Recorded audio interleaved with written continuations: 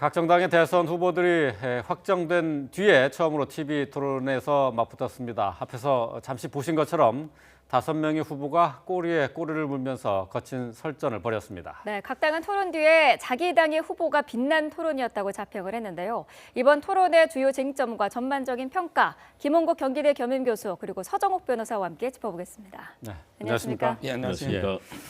자, 저희가 재밌게 엮어봤는데요. 어떻게 보셨는지 모르겠습니다. 자, 하나하나 좀 살펴보도록 하죠. 양강의 두 축이죠. 문재인, 안철수 후보. 적폐 세력을 놓고 양보 없는 설전을 벌였습니다. 네. 먼저 그 모습을 먼저 잠시 보고 얘기 시작하겠습니다. 적폐 세력의 지지를 받는다고 하셨는데요. 저를 지지하는 국민들은 적폐 세력이라고 하신 겁니다. 국민들이 무슨 죄가 있습니까? 구여권 정당들 왜 적폐 세력 아닙니까? 지금까지 국민들 끌어들이지 마시고. 뭐 예를 들어보죠. 촛불 집회에 대해서 북한에서 우호적인 보도를 했다고 하면 그러면 촛불 집회가 북한과 가깝습니까? 지금 안철수 후보는 그러면 저는 틀림없이 자강론을 주장하고 연대하지 않고 끝까지 가고 국민들로부터 지지를 받고 있는데 저를 지지하는 세력이라고 하면 그건 국민들밖에 없는 건데 좋습니다. 어떻게 국민들을 좋습니다. 적폐 세력이라고 자유한국당 하십니까? 쪽 사람들 또 극우 농객들의 지지는 짝사랑이라 칩시다. 문 후보님과 지금 캠프에서 함께하는 정치 세력 중에 박근혜 정부 탄생에 공이 있는 사람들이 꽤 많습니다. 그러면 문 후보님이 손을 잡으면 전부 다 죄가 사해지고 저는 지지를 받으면 우리 안 후보님 말씀이야말로 국민들을 모욕한 것이라고 생각하고요. 저는 적폐 지금 저와 세력이라는 말을 함께한 한 사람들 적이 가운데 없습니다. 이번에 국정농단 이 사건에 관여한 사람이 누가 있습니까? 그런 식으로 덮어씌우시면 안 되죠. 촛불 집회 나오신 일반 국민들이 북한과 가깝습니까? 아니 그래. 이거는 말이 안 되는 궤변입니다. 그렇다면 왜 또 저하고 연대하자고 그러셨습니까? 그러면 모든 죄를 사해 주십니까? 적폐 청산 또 새로운 대한민국 건설 이 대의에 함께 한다면 저는 연대할 수 있다 생각하고요. 네, 어제 TV 토론 잠시 보셨는데요. 네. 지금 들어온 소식이 있어서 먼저 전해드리고 넘어가도록 하겠습니다. 자, 검찰에서 고영태 수사와 관련해서 관세청장은 오늘 검찰에 소환해서 조사한다는 속보가 들어와 있습니다. 네, 오전 10시에 참고인 신분으로 천홍욱 관세청장을 소환한다는 소식입니다. 자, 고영태 씨의 녹음 파일에 이 관세청장을 고영태 씨가 개인적으로 알고 있다라는 이야기가 들어 있었는데요. 이 부분과 관련해서 조사가 이루어질 것으로 보입니다. 좀 더 자세한 내용 들어오는 대로 다시 전해드리도록 하겠습니다. 네. 자, 어제 밤에 있었던 TV 토론 내용 계속해서 살펴보도록 하겠습니다. 앞서 이제 잠시 보셨는데요. 적폐 세력이 누구냐? 안 후보 같은 경우는 자신의 지지 세력을 적폐로 보는 것이냐 하면서 발끈했어요. 이 적폐 세력 논란이 대선 기간 중에 이제 문재인 후보가 상당히 이제 적폐 청산이라는 것을 먼저 기치를 내걸고 나왔는데 다른 후보들이 모두 다 반발하고 있습니다. 그렇습니다. 지금 그만큼 대선이 이제는 사실상 20여일 남아서 곧 결정이 되기 때문에 그만큼 뜨거워져 있다. 그리고 방금 두 후보 간의 엄청난 설전 강도가 높지 않습니까? 네. 그만큼 이제 두 후보가 앞서고 있고 두 후보가 사실상 지금 양강구도, 다자구도 속의 양강구도를 형성하고 있는 모습을 보여주는데요. 적폐 청산 문제는 가장 뜨거운 그 프레임 전쟁 중에 하나라고 볼 수 있습니다. 네. 왜냐하면 안철수 후보 쪽으로 지금 이동하면서 안철수 후보의 지지율이 높아진 핵심은 중도 보수층의 지지층이 이동을 한 거거든요. 네. 다시 말해서 그동안에 구여권을 지지했던 그런 유권자들이 상당 부분 이동하고 있다. 그러면서 문재인 후보 측에서는 이 지지층에 대해서 안철수 후보와 함께 이 부분을 한 묶음으로 해서 적폐에 같이 연대하고 있다는 걸 프레임으로 공격을 하는 거고요. 예. 안철수 후보는 핵심적인 지지층들이 물론 중도도 있지만 보수층에서 많이 이동해 왔지 않습니까? 네. 그렇다면 내 지지층을 지켜야 되는데 이 부분을 놓고 어느 쪽이 적폐냐? 문재인 후보는 안철수 후보를 지지하는 이런 다양한 이런 국민들까지 포함되는 그 구여권 세력 플러스 국민까지도 이제 일부 함께 들어가는 그런 프레임을 제시하면서 예. 안철수 후보에 대한 지지세를 꺾으려고 하는 거고요. 예. 안철수 후보의 경우는 문재인 후보가 일반 지지하는 국민들까지 함께 얘기함으로써 결국 공세를 가하고 있다. 그리고 예. 안철수 후보의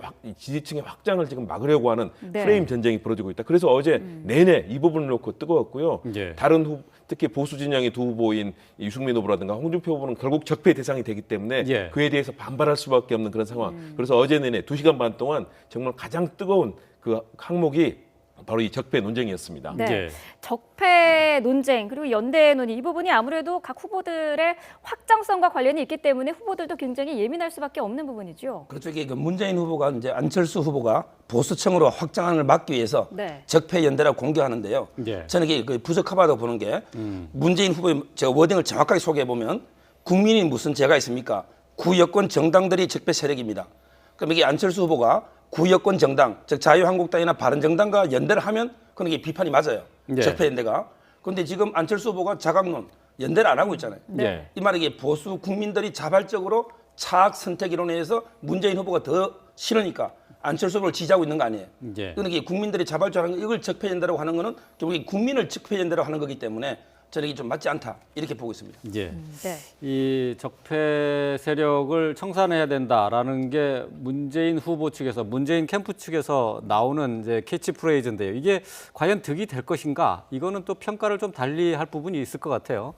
선거 전략으로서는 분명하게 안철수 후보 측의 지지층을 공격하는 거거든요. 그렇다면 그동안에 전체적으로 적폐가 된다는 것, 다시 말해서 박근혜 정부에서 있었던 여러 가지 국정농단 사태, 국기문란 사태의 원인이 되어왔던 우리 대한민국 정부에서 있었던 바른 정치, 이것을 저해하는 정경유착이라든가 또는 네. 부정부패 그리고 사인을 위한 권력의 남용 이런 부분을 이제 적폐라고 하는 것 아니겠습니까? 네. 이 부분의 프레임을 통해서 공세를 펴는 건데 다시 말해서 문재인 후보 측에서는 지지층을 더 단단하게 하고요. 특히 안철수 후보 측에서는 이 지지층에는 호남과 진보층에서 지지층도 상당히 있거든요. 네. 이 지지층에 대해서 문재인 후보 측이 더 선명한 적폐 청산의 주역이라는 것을 강조하는 거고요. 특히 보수층의 유입에 대해서도 이 부분에 선을 그어주는 측면에서는 문재인 후보에게는 상당히 중요한 프레임 중에 하나입니다. 대신에 네. 이것이 과연 중도층의 이동을 저해함으로써 결국은 문재인 후보의 확장성을 저해하는 스스로 확장성을 저해한다는 측면이 있기 때문에 네. 양날의 칼이 될 수 있다. 특히 안철수 후보는 이 부분에서 분명하게 자신을 지지하는 중도 보수층을 지켜야 된다는 측면에서는 여기에 대해서 강하게 반발할 수밖에 없다. 결국 이 적폐 청산 논란은 양날의 칼이 돼서 예. 득도되기도 하고 실도되는 양면의 이 성격을 갖고 있습니다. 예. 제가 네. 보기에 그 프레임 문제와 관련 한 말씀만 드리면 지금 이게 문재인 후보는 적폐 청산, 국가 대청소 이게 프레임이고요. 그다음에 이거 안철수 후보는 반문연대, 친노 친문 패권 청산 예. 이게 프레임이고 홍준표 후보는 이게 보수 대단결 이거거든요. 예. 근데 저는 이게 프레임 논쟁이 어느 정도 필요하지만 효과적으로 예. 그렇게 지나치게 프레임 논쟁으로 흐르면 우리게 구체적인 어떤 정책 대결 이런 거는 실종이 되고 우리게 네거티브로 흐를 수 있는 예. 이런 이제 문제도 있다는 걸 좀 지적하고 싶습니다. 예. 네. 자, 어제 후보들이 안보 이슈를 놓고도 뜨거운 논쟁을 벌였는데요. 먼저 영상으로 보시겠습니다. 사드 찬성하십니까? 다음 정부는 미루자는 입장입니다. 배치 또는 배치 철회 양쪽의 가능성을 다 열어두고 다음 정부로 미루자고 하는 것입니다. 북한이 핵 도발을 강행하면 사드를 배치할 수밖에 없다 이렇게 말씀하셨단 말입니다. 5차 핵실험할 때까지는 사드 반대하시다가 만약 그럼 6차 핵실험을 하면 그러면 사드를 찬성하시겠다 이런 식으로 들린단 말입니다. 세상에 5차 핵실험 때까지는 가만히 있다가 반대하다가 6차 핵실험하면 찬성한다? 네. 저는 그거는 이해할 수가 없습니다. 집권하면 북한 먼저 가겠다. 그 말은 취소하시는 겁니까? 북한 핵을 해결할 수 있다면, 완전 폐기할 수 있다면 우리 홍 후보님은 북한에 가지 않겠습니까? 네, 문재인 후보뿐만 아니라 안철수 후보에 대해서도 안보관과 관련한 그런 질문들이 집중이 됐었는데 그동안 이 두 후보는 사드와 관련해서 입장을 조금 번복하지 않았냐는 이런 지적이었어요. 그렇죠. 이게 안철수 후보는 완전히 입장을 바꾼 것 같고요. 네. 왜냐하면 이게 그 정세 변화에 따라서 이제 찬성 쪽으로. 그다음에 문재인 후보는 원래는 다음 정부로 넘기자 했는데 최근에는 이게 북한이 핵도발을 계속하면 할 수도 있다. 조건부 예. 찬성으로 이게 바뀐 것 같은데요. 저는 이게 이 부분도 그래요. 예를 들어 이게 그 옛날에 이런 말이 있습니다. 그 정약용 선생의 목민심서에 무기라는 거는 100년을 사용하지 않더라도 하루라도 이게 구비하지 않으면 안 된다. 이런 말이 있거든요. 저는 이게 다음 정부로 미루자는 건 이해 안 되는 게 그럼 이게 다음 정부까지 북한이 핵도발 안 한다는 보장이 있습니까? 내일이라도 할 수 있는 거 아니에요. 따라서 이게 저는 문 후보님이 찬성한다면 바로 이게 찬성이지 굳이 이게 다음 정부로 넘기자. 이거는 좀 제가 보기에는 약간 맞지 않다 이렇게 보고 있습니다. 네. 지금 한반도 위기설 때문에 아무래도 이제 안보 관련한 이슈가 상당히 이제 국민들이 집중해서 보는 관점이기도 합니다. 어제 토론에서 글쎄요 어떻게 보셨는지 모르겠는데 이제 사드 관련 배치 관련한 부분하고 또 그리고 문재인 후보의 대북관에 대한 날카로운 질문도 이어지지 않았습니까? 이 부분 어떻게 보셨어요? 그렇습니다.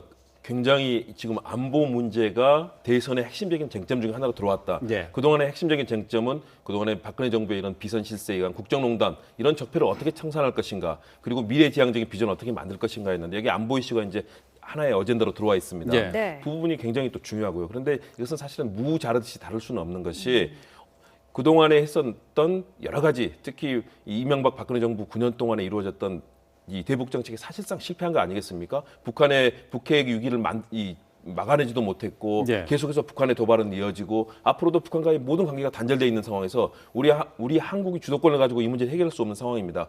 이 부분에 대해서 야권의 두 후보, 문재인, 안철수 두 후보는 상당히 이 현실주의적인 접근을 지금 하고 있는 거거든요. 네. 과거에 이제 현실주의적인 이 국제 안보 상황, 북한 문제를 바라볼 때는 북한을 제재와 압박으로 풀어낼 것이냐, 아니면 제재와 대화를 병행할 것이냐, 이것이 야권에서는 제재와 대화를 병행해야 된다는 것이고요. 여권에서는 구여권에서는 압박과 제재로서 북한을 바꿔내야 된다. 네. 북한 정권 붕괴까지도 염두에 둔 것 아니겠습니까? 그런데 지금 이 부분이 현실적으로 불가능한 상황이 지금 돼 있습니다. 그래서 이제 북한에 대한 선제 폭격설까지도 미국에서 나오고 있는 상황에서 네.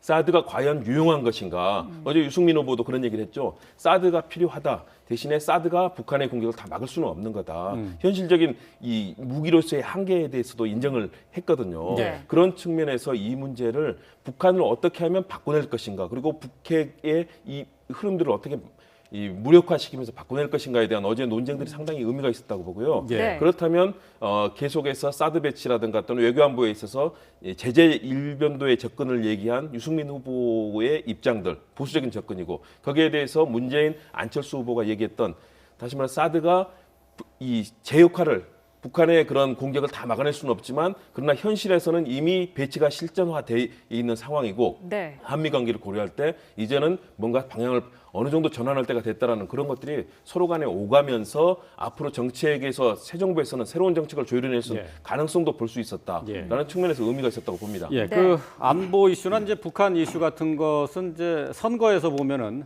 보통 이제 보수층이 보수 후보가 전가의 보도처럼 이렇게 생각했던 그런 이슈 아니겠습니까?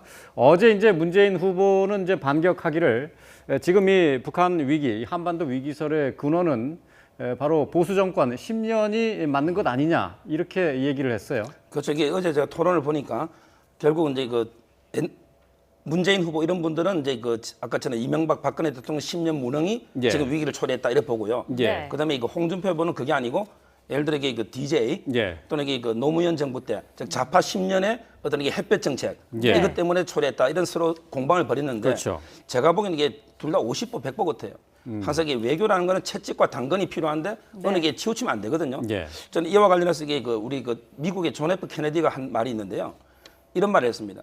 내치에 실패하면 다음 선거에 지면 그만이지만 외치에 실패하면 국가의 미래가 좌우된다. 예. 저는 이게 정말 외치나 안보 있잖아요. 이런 부분에 이게 당리당략을 떠나서 정말 이게 오로지 국익을 위해서 해야 되는데 결국 이게 좌파 정권 10년이나 우파 10년이나 너무 이게 당리당략에 치우쳐서 외교를 이게 당리당략에 이용한 게 아닌가 이런 생각이 듭니다. 저는 네. 여기서 한 말씀 더 붙인다면, 이제는 이번 선거의 의미는 지난 정권에서 어떤 일이 벌어졌고 지금의 상황을 어떻게 해결하느냐의 문제거든요. 과거 10년 이전, 20년 이전 우리가 어떤 사안을 가지고 10년, 20년 저 멀리까지 갈 수는 없는 거고요. 예. 그렇다면 지금 상황을 어떻게 해결할 것이냐. 과연 제재와 압박, 그리고 북한을 붕괴시키는 수준까지 정책을 폈다가 지금 아무런 효과를 보지 못한 채 남북 관계가 완전히 단절돼서 북한과의 어떤 채널까지도 지금 붕괴돼 버린 상황 아니겠습니까? 예. 우리가 바꿔낼 수 있는 우리 한국의 안보에 대한 주체성, 이 우리 주도권이 지금 상실되어 있는 상황이기 때문에 이런 부분에 대해서는 지난 정부의 실패에 대해서 정말 겸허하게 반성하고, 그렇다면 진보와 보수가 어떻게 하면 더 효과적인 외교안보 정책, 특히 뭐 시진핑 정부라든가 또는 트럼프 정부가 지금 공세적인 정책을 펴고 있는 데서 우리가 보수와 진보가 함께 지혜를 모아서 우리 안보를 지킬 수 있는 방안을 마련하는 것이 이번 차기 대통령, 차기 정부에서 정말 중요한 일이고, 이 뭐 과거에 어느 탓 여기에만 멈춰 있는 것은 좀 바꿔야 되는 것 아닌가 생각이 듭니다. 과거 네. 정권에 계속 책임을 묻기보다는 지금까지가 우리 이제 북한에 대해서 유화 정책도 써보고 또 강경 정책도 써봤지만 어쨌든 둘 다 결과적으로는 실패한 것 아니겠습니까? 좀 더 이제 진보적인 자세로 다시 한번 이제 대북관을 좀 정리를 해야 될 것이 아닌가 하는 생각이 좀 듭니다. 네. 자, 또 어제 노무현 정권 시절의 박연차 게이트 수사를 놓고 홍준표 후보와 문재인 후보가 설전을 벌였는데요. 먼저 들어보도록 하겠습니다. 640만 불 그 노무현 대통령 뇌물수수할 때 같이 있으면서 그거 몰랐습니까? 지금 노무현 대통령이 뇌물 받았다고 말씀하신 겁니까? 그렇습니다. 예, 아닙니다. 그리고 그 말씀은 책임지셔야 합니다. 아니 책임지다니 이게 중앙수사부에서 발표한 겁니다. 예, 중앙수사부에서 발표한 사실이 건데 아닌 것으로 알았습니까? 몰랐습니까? 사실이 아닌 것으로 확인됐고 아니 저는 또 알지 알았습니까? 못한 몰랐습니까? 사실입니다. 계좌까지 다 나왔습니다. 그 알았습니까? 몰랐습니까? 몰랐습니다. 책임지셔야 합니다. 네. 뭐 문재인 후보 측에서는 뭐 책임져야 된다, 그 말에 책임을 져야 된다라는 말을 여러 번 할 정도인데 이게 지금 이 쟁점에 사실 정확한 사실관계 확인이 불가능한 거 아닙니까? 그렇죠. 이게 법적으로만 보면요. 수사 도중에 이제 그 불행한 일로 대통령이 서거를 했어요. 네. 그러면 이게 당사자가 사망을 하면 법적으로는 이게 공소권이 더 이상 없으니까 네. 수사를 중단하고 예. 공소권 없으면 처분하게 됩니다. 그럼 이게 법리적으로만 보면 우리가 이게 최종적으로 유죄 판결이 확정될 때까지는 바로 이게 무죄 추정의 원칙이에요. 그렇죠. 네. 따라서 이게 저는 법적으로는 이제 진실을 못 가리고 무죄로 보는 게 맞고요. 다만 이게 역사의 심판에서는 뭐 어떻게 평가할지 모르지만 그래서 이게 홍준표 제가 후보가 너무 이게 단정적으로 이게 뇌물을 받았다. 제가 알기로는 이게 가족이 받은 걸 아마 알았냐 몰랐냐 조사하다가 끝났기 때문에 예. 저는 이게 단정적으로 이렇게 받은 걸로 하는 거는 좀 이게 법적으로 문제가 있을 수도 있다. 받았다는 것 자체를 그 지금 확정해서 얘기할 수 없다는 건가요? 그렇죠. 이게 왜냐하면 그 수사 도중에 예. 이미 그 서거의 공소권 없음으로 끝났고 그럼 이게 무죄 추정의 원칙에 의해서 어떤 유죄 증거는 없지 않습니까? 네. 근데 이걸 단정적으로 받았다고 단정해버리면 그러니까 이게 이제 사람- 수사가 다 이제 끝나지도 않았고 이제 재판도 이제 열지도 못했 사안이기 때문에 지금 이제 640만 달러 박연차 회장으로부터 받은 640만 달러 그러니까 우리 돈으로 한 70억 원 가까운 돈인데 이 돈이 뇌물인지 뭐 이런 거에 대한 성격 규정도 지금 하면 안 되는 거잖아요. 그렇죠. 이게 당연히 아까도 말한 것처럼 이게 조사 도중에 또 이게 직접 받은 것도 아니고 제가 보기에는 뭐 가족인데 알았냐 몰랐냐 이런 이제 수사 도중에 서거하셨기 때문에 네. 이걸 단정적으로 받았다고 단정하는 거는 어떻게 보면 이게 그 허위 사실이 될 수도 있고 그럼 이게 사자의 명예훼손이 될 수도 있고 예. 지금 실제 이제 고소 고발이 들어간 걸로 알고 있거든요. 예. 따라서 이 부분은 좀 신중하게 접근해야 될 것 같아요. 예. 지금 저 홍준표 후보 같은 경우 이제 이 부분을 물고 늘어지는 것은 바로 이제 문재인 후보 같은 경우 이제 노무현 전 대통령의 비서실장이었고 측근에 있었기 때문에 이 사실을 알았느냐 몰랐느냐를 가지고 계속 이제 물고 늘어지고 있습니다. 이제 바로 이제 이게 박 전 대통령 그리고 이제 우병우 수석과 이제 비교해서 이제 비난하기 위한 하나의 장치가 되겠죠. 그렇습니다. 프레임이라고 봐야죠. 문재인 후보의 이 당시에 민정수석을 했었고 이후에 비서실장까지 할 정도로 노무현 전 대통령이 최측근이었다. 그런 측면에서 이 상황을 모르고 있었다면 무능한 것이다. 네. 라면서 전체적인 뇌물이라는 부정한 돈과 무능 프레임으로 이제 문재인 후보를 공격을 하는 거죠. 다시 말해서 이 부분은 사실 뭐 서 변호사님 잘 지켜주셨지만 공소권 없음으로 해서 예. 법률상으로 분명히 그런 무죄 추정을 해야 되는 거거든요. 그렇다면 이 사안을 가지고 논란을 벌이는 것은 그렇게 바람직한 것은 아니다. 그런데 이 사안은 현재 홍준표 후보가 보수 진영 후보로서는 굉장히 절박한 상황입니다. 왜냐하면 네. 보수 진영 후보들의 지금 지지율 전반을 본다면 보수 진영 유승민 후보까지 합하더라도 10%가 안 되는 한 자릿수에 머물고 있거든요. 네. 다시 말해서 지금 뭔가 프레임을 바꿔서 이 소위 말하는 진보 진영의 후보 대표 주자로서 문재인 후보가 있고요. 중도 보수 진보 함께 포괄하는 안철수 후보가 있는데 두 후보 중심이거든요. 여기서 문재인 후보를 공격함으로써 프레임을 보수 대 진보로 끌고 가고 특히 거기에 있어서 유능과 무능의 프레임들을 작동시킴으로써 문재인 후보를 공격함으로써 본인이 현재 저조한 지지율 국면에서 빠져나올 수 있는 국면을 만들어 보겠다는 그런 예. 프레임인 건데요. 예. 그 내용들을 사실은 사실에 근거하고 특히 무죄 추정의 원칙이 적용되는 사안에 있어서는 검사 출신 아니겠습니까? 네. 법조인 출신으로서 홍준표 후보가 좀 금도를 지킬 필요는 있는데 지나치게 공세적이고 특히 이런 사실들이 결국은 홍준표 후보 자체에 대한 신뢰도를 떨어뜨릴 수 있다는 점에서 스스로도 정말 공당의 후보다운 그리고 과거 집권당의 후보다운 좀 그런 자세를 보였으면 하는 좀 아쉬움이 있습니다. 네.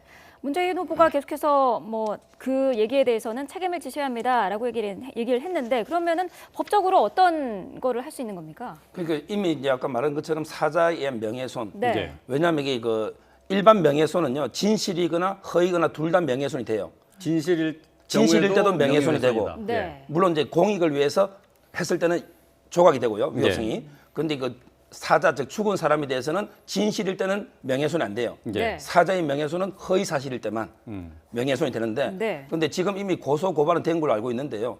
또 저게 뇌물이 안 받았다. 딱 허위라고 입장하기도 어렵잖아요. 그렇죠. 그러니까 이게 결국 허지부지 될 가능성이 상당히 높다. 왜냐하면 서로가 입증 책임이 있기 때문에 네. 진실이라는 증거도 없고 또 이게 아니라는 허위라는 명백한 증거도 없다면 네. 그러면 이게 명예훼손도 처벌이 어려운 사자 명예훼손도 결국은 이게 공방만 하다가 끝날 가능성이 많다. 저는 이래 봅니다. 네. 예. 네. 자, 홍준표 후보 같은 경우는 이제 앞서서 토론에 붙이면은 문재인 후보를 10분 만에 제압하겠다라고 얘기했는데 어제 토론회에서는 뭐 그런 모습은 보이지 않았습니다. 자, 또 다른 논쟁이 있었습니다. 좌파 우파 프레임 논쟁이었는데요. 자, 어제 어떤 얘기가 오갔는지 들어보겠습니다. 같은 흑수저 처지에 왜 제가 주적입니까? 친북 좌파기 때문에. 오늘 이 토론장에 가서 제가 그 첫 번째로 깜짝 놀란 것은 유승민 후보의 공약이 심상정 후보의 공약하고 비슷하다고 하면서 그래서 시중에서는 유승민 후보가 정책적으로 배신을 했다. 강남 좌파가 되었다. 후보님이 극보수라는 수구 우파다 이런 주장에 별로 동의하지 않으시는 거가 저는 강남 좌파라는 그런 의견에 전혀 동의하지 않습니다. 거꾸로 한번 물어보겠습니다. 안철수 후보님은 우파입니까 좌파입니까? 저는 상식파입니다. 네. 자, 안철수 후보의 상식파라는 얘기까지 들어봤는데요. 네. 자, 문재인 후보에 대해서는 아예 뭐 대놓고 친북 좌파라고 얘기를 했고요. 또 강남 좌파를 또 유승민 후보다라고 얘기를 했습니다. 자, 이런 어떤 성향을 이렇게 낙인 찍는 것은 글쎄 이거 바람직해 보이지는 않는데 말이죠. 바람직하지 않죠. 더군다나 지금 이번 대선은 정말 국민들이 어떻게 앞으로 미래를 만들 것인가 그 부분에 대한 걱정들, 민생에 대한 정책을 내놓고 이 부분을 경쟁을 해줬으면 좋은데 홍준표 후보가 어제 내내 이 좌파 프레임 예. 나온 후보들 같은 보수 성향의 유승민 후보조차 강남 좌파다라고 네. 하면서 이 이념 낙인 찍기를 어제 했는데요. 예. 이렇게 됨으로써 홍준표 후보는 스스로 절박한 모습을 잘 드러내고 있습니다. 빠르게 어쨌든 그런 이념 프레임을 감으로써 보수층을 결집시키고 뭐 재보선 결과도 있었지만 이 부분을 통해서 본인이 이 문재인 후보 또는 안철수 후보와 대적할 수 있는 그런 이 정치적 위상을 확보해야만 이번 대선이 의미가 있다는 측면에서 지지층을 결집시키는 그런 전략을 펴고 있는 건데요. 네. 그렇더라도 예를 들어서 유승민 후보를 강남 좌파라고 얘기하기는 사실 어려운 것 아니겠습니까? 예. 그동안 같은 정당 생활을 해왔고 한 정당에서 한 밥을 먹으면서 같은 여러 가지 얘기를 했었는데요. 그런 측면도 그렇고요. 더구나 문재인 후보 공당의 그동안 대표로서 의정 활동을 해왔던 분을 종북좌파로 이렇게 몰아붙이는 모습도 이것도 바람직하지 않고요. 그래서 우리 이번 대선이 그동안에 정말 박근혜 정부에서 나타났던 이런 국정이 마비되는 사태까지 온 부분을 어떻게 하면 개선할 것인가 문제점들을 스스로 성찰하는 합리적인 보수의 모습을 보여줘야 되는데 홍준표 후보가 이렇게 이념 전쟁 그리고 상대 후보에 대한 이념 낙인 찍기로 판을 전체를 몰아가는 것은 결국은 좋은 토론이 되지 않고 앞으로 남은 두 번째, 세 번째 토론에서 좀 더 이 정책을 검증하고 앞으로 한국 사회의 비전을 어떻게 만들 것인가 그리고 과거의 잘못된 정치를 어떻게 바꿀 것인가에 좀 더 초점을 모아줘야 국민들께서도 좋은 후보를 골라서 새로운 정말 멋진 대통령을 만들 수 있지 않을까 좀 앞으로 좀 바뀌어 주시기를 좀 기대합니다. 예. 네. 저도 이게 유승민 후보 나는 왜 정치를 하는가 그 책을 봤거든요. 네. 제가 보기에 그 후보 중에 이념적으로 보면 가장 이게 우파 이념에 충실한 이런 분이 이게 유승민 후보가 아닌가 예. 이런 생각이 들고요. 예. 또 이게 문재인 후보에 대해서도 저는 친북 좌파 이거는 이게 뭐 통합진보다 이석기사 이 정도는 몰라도 예. 저는 제가 보기에는 이게 민노당이나 심상정 후보 이 정도 빼고는요. 민노당이 옛날에 이 정도 빼고는 이게 거의 다 우파에 가깝고 다만 상대적으로 약간 보수냐 진보냐 예. 이런 논쟁이지 너무 이게 친북 좌파라는 걸 붙이기에는 좀 지나친 게 아닌가 이렇게 보입니다. 예. 네. 어제 토론에서 뜬금없이 세탁기가 등장을 해서 내내 지금 화제를 모으고 있는데요. 그 부분 들어보도록 하겠습니다.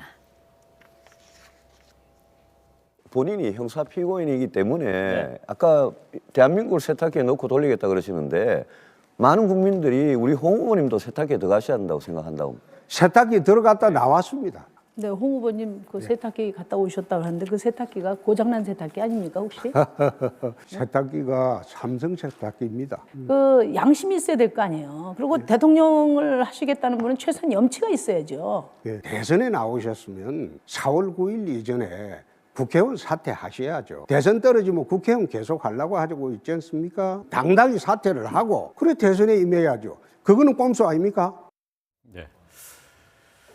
자, 홍준표 후보가 자신은 이제 세탁기에 들어갔다 나왔다, 삼성 세탁기에 들어갔다 나왔다고 얘기를 했는데 말이죠. 이제 그 성완종 씨로부터 그 정치 자금을 받았다는 그 판결을 얘기하는 것이 되겠죠? 그렇죠. 그런데 아직 대법원 판결을 남겨놓고 있습니다. 네. 1심, 2심 마지막 판결까지 다 봐야 되는 거고 사실은 나와서는 안 될 후보일 수도 있습니다. 유승민 후보가 그런 얘기를 했지만요. 왜냐하면 그런 혐의를 받고 있을 때 만일의 경우 대법원 판결에서 유죄가 확정되면 대통령이 당선돼도 그만둬야 되는 것 아니겠습니까? 바로 사임해야 됩니다. 그런 측면에서 홍준표 후보가 국정을 사실은 위기에 빠뜨릴 수도 있는 거거든요. 새로운 대통령이 선출이 됐는데 만일의 경우 지금 지질로 봐서는 사실은 어려운 일로 보이지만 그런 가정을 했을 때는 공직자는 그런 선택을 해서는 안 된다라고 보고요. 논리 비약이 상당히 많습니다. 뭐 상대 후보들에게 국회의원 사퇴를 얘기하는데 지방자치단체장은 반드시 사퇴를 하게 돼 있는 거고요. 그 사실 꼼수 사퇴를 하면서 얼마나 이 경남지사 문제도 논란을 불러일으켰습니까? 더군다나 세탁기 논쟁도 있는데요. 그런 와중에 있다면 뭐 네. 고장난 세탁기에다 뭐 세탁기를 돌리고 있고 이런 사실은 비유보다는 본인 스스로가 정치인으로서 정치 지도자로서 깨끗한 거취에 대한 선택을 함으로써 네. 우리 공직사회가 더 투명하고 공직자의 본분에 맞는 역할을 해야 되는 것 아닌가. 홍준표 후보가 너무 주목을 받는 예. 그래서 다른 내 후보들이 서로 간의 상호 자유토론 시간에 홍준표 후보에게는 거의 질문을 하지 않는 그런 흐름들을 어제 보여줬거든요. 네. 그래서 그런 측면에서는 홍준표 후보가 좀 더 정말 제대로 된 보수의 정책을 내놓고 보수 진영의 정책에 대해서 표심을 받을 수 있는 이념 전쟁 또는 본인의 이런 그동안의 문제점들에 대해서는 좀 더 성찰하는 것이 필요하지 않을까 생각이 듭니다. 네. 세탁기 논쟁하는데 저는 이게 농담 한마디 하면요. 네. 저는 이게 심상정 후보가 좀 예리하게 추궁을 못한 것 같아요. 예를 들어 이게 홍준표 후보가 세탁기에 들어갔다 나왔습니다. 고장난 세탁기라고 그렇게 했잖아요. 묻는 게 그건 이게 최종적으로 대법원에서 무죄가 됐을 때 예. 그때는 이게 고장난 세탁기 아닙니까? 이렇게 추궁하고요. 예. 지금 이게 대법원이 아직 있잖아요. 예, 예. 이 말이 이게 아직 세탁기 안에 들어있거든요. 그러니까 아직 질문할 들어있다? 때 아직도 세탁 중 아닙니까? 들어갔다 놓은 게 아니고 아직도 세탁 중 아닙니까? 이렇게 예. 추궁해야지 됐는데 이미 최종 무죄된 게 아니거든요. 그래서 이게 좀 추궁이 좀 앞뒤가 안 맞는 추궁한 게 아닌가. 저는 그것이 이런 심상정 생각이 듭니다. 후보가 우리 사법부에 대한 불신도 드러냈다. 왜냐하면 그 송환종 경남기업 회장으로부터 이 뇌물 수수권 같은 경우는 사실은 상당히 많은 그동안 사회적인 검증을 거치고 있고 그런 부분에 있어서 법원 판결에 대해서도 지금 이번에 뭐 여러 가지 검찰에 대한 불신이라든가 사법부에 대한 불신이 크지 않습니까? 네. 예. 물론 사법부를 우리가 믿어야 되지만 그동안 나왔던 유전 무죄 또 요즘은 뭐 유검 뭐 무죄 뭐 유검 유죄 뭐 여러 가지 검찰에 대한 불신도 많이 커지고 있는 상황 아니겠습니까? 이런 부분들을 드러냈는데 좀 그런 측면에서는 홍준표 후보가 좀 더 겸허해진다면 국민들에게 훨씬 더 지지를 받을 수 있지 않을까 좀 예. 아쉬운 측면이 있습니다. 예. 네. 어제 TV 토론은 앞으로 이제 대선 주자들이 4번 더 해야 됩니다. 이 같은 형태로. 그러니까 지금까지 저희가 봐왔던 TV 토론과는 조금 다른 형태였는데요. 서서 이제 후보들이 답변을 했고 질문을 했고 했는데 어제 뭐 다양한 얘기들이 많이 나왔습니다. 지금까지 보신 것처럼 몇 가지를 저희가 추려서 봤는데 어제 TV 토론 전반적으로 어떻게 보셨습니까? 전반적으로는 과거보다 좀 진일보됐다. 왜냐하면 스탠딩 토론을 하면서 서로를 검증할 수 있는 시간들이 있었습니다. 네. 과거에는 사실은 일문일답을 주고받으면서 서로 검증이 좀 쉽지 않았거든요. 좀 더 진일보됐지만 더 많은 정말 상호 검증이 있어야 되겠다. 왜냐하면 어제도 결국은 얘기를 꺼내면서 제대로 된 검증이 되지 않은 채 후보들의 얘기들만 난상 토론처럼 제시된 예. 측면이 있습니다. 예. 그런 측면에서는 좀 더 그 형식의 틀도 더 적극적인 상호 자유 토론들이 있어야 될 것 같고요. 예. 그렇지만 어제 상당히 많은 부분 후보들이 갖고 있는 정책의 깊이라든가 제대로 답변을 하는지에 대해서 검증할 수 있는 그런 계기들이 많았습니다. 그리고 예. 생활과 관련된 민생과 관련된 여러 가지 정책에 대해서도 후보들이 얘기를 했는데 그런 정책의 허점도 있었고요. 또 거기에 대해서 후보들이 제대로 정책을 완전히 꿰뚫거나 또는 대책을 미래의 비전, 대책을 내놓지 못하는 경우들도 확인할 수 있었는데요. 네. 아마 그런 부분은 선거법 때문에 다들 얘기들은 못하시지만 아마 국민들께서도 판단하실 수 있지 않을까. 그래서 좀 더 열린 토론 그리고 횟수도 좀 많아지고 네. 또 만일의 경우 정말 가능하다면 5명이 아니라 정말로 대통령이 될 가능성이 높은 분들을 좀 더 추려서 하는 방식도 어떻게 좀 선관위에서 가능하다면 마련해 보면 좋을 것 같다는 생각이 들었습니다. 그러니까 말씀하신 것처럼 이제 그 토론이 시간이 제한이 돼 있고 각 후보마다 이제 발언할 수 있는 시간도 이렇게 줄여져 있지 않습니까? 그러다 보니까 집중적으로 알고 싶은 내용에 대해서 추궁하지 못했다. 제대로 이제 대답을 얻어내지 못했다 하는 뭐 그런 얘기도 있어요.